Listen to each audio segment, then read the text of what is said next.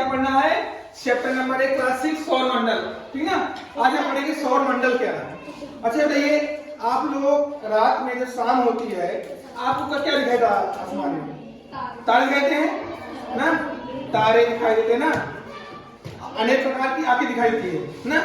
चलिए देखते हैं, पृथ्वी से आकाश में दिखाई देने वाली सभी आकृतियां आकाशीय पिंड एवं खगोलीय पिंड कहलाते हैं। जो हम देखते हैं आकृतियां आकाशीय पिंड या खगोलीय पिंड कहलाते हैं। हमें तारे भी दिखते हैं ना, ठीक है।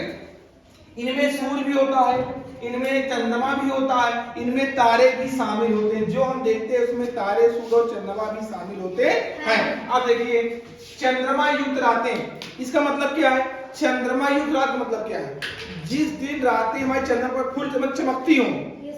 कभी कभी क्या होता है, रात में जब चंद्रमा पूरा दिखाई देते हैं, उजाला होता है ना, उस समय हमें ये आकृतियां स्पष्ट दिखाई नहीं देती हैं। जैसे अगर दिन में हम टॉर्च, देखिए अगर दिन में हम टॉर्च मारेंगे तो हमें कुछ फायदा मिलेगा, और रात में मारेंगे तो हमें दिखेगा ना।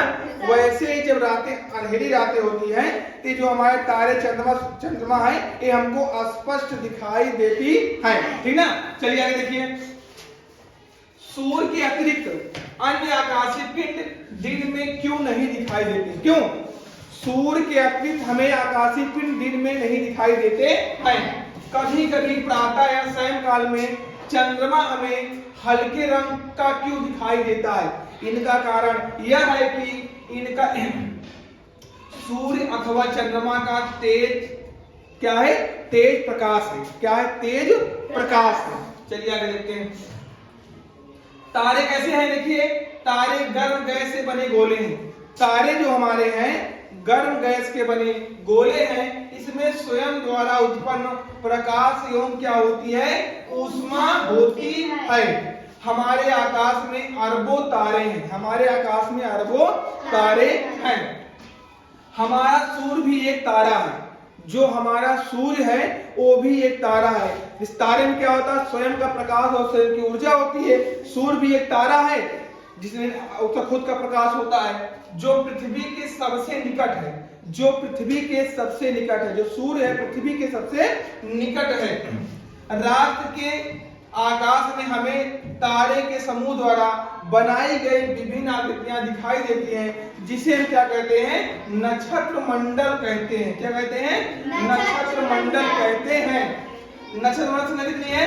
हमारे आकाश में कुल 88 नक्षत्र मंडल है।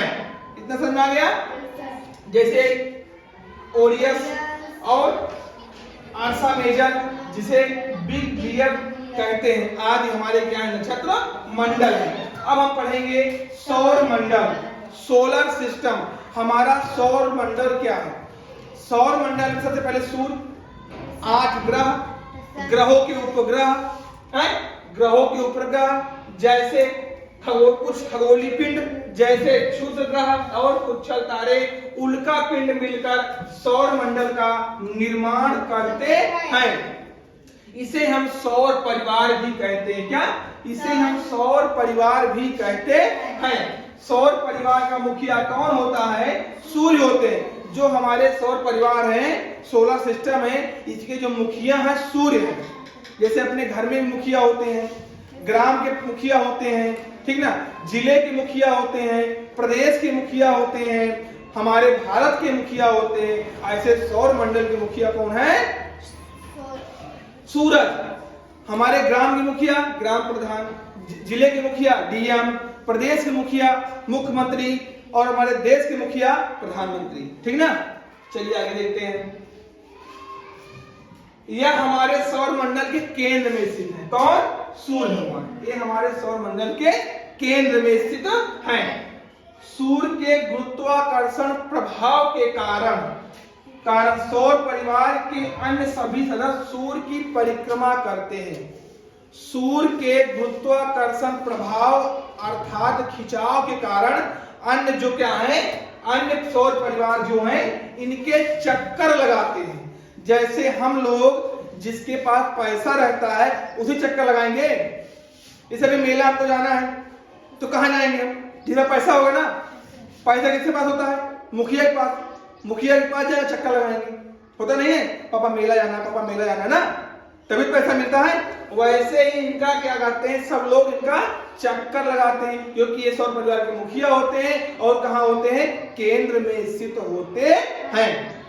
चलिए, सूर्य तथा उसके चारों ओर चक्कर लगाने वाले समस्त खगोलीय पिंड के समूह को सौर परिवार कहते हैं। अब हम देखते हैं हमारा सौर मंडल। यहाँ पर आपको बनाया गया हमारा सौर मंडल। सूर्य भगवान है, केंद्र में स्थित है, सभी ग्रह इनके चक्कर लगा रहे हैं। सूर्य के सबसे निकट कौन से ग्रह हैं, बुध, उसके बाद पृथ्वी के बाद मंगल के बाद बृहस्पति के बाद शनि के बाद और लास्ट में वरुण। मतलब सूर्य से सबसे दूर कौन से ग्रह हैं, वरुण, ये नेपच्यून कहते हैं, और वरुण क्या कहते हैं, यूरेनस कहते हैं। एक होता है क्षुद्र ग्रह पट्टी, देखिए एक क्या दिख रहा है, क्षुद्र ग्रह पट्टी। एक किसके बीच में है, मंगल और बृहस्पति ग्रह के बीच में कौन होता है, क्षुद्र ग्रह होता है। कभी कभी पेपर पूछता है कि क्षुद्र ग्रह किसके बीच पाया जाता है, तो हम लोग क्या बोलना है, मंगल और बृहस्पति के बीच में। अब हम चले पढ़ते हैं, सूर्य सबसे निकट कौन होता है, उसके बाद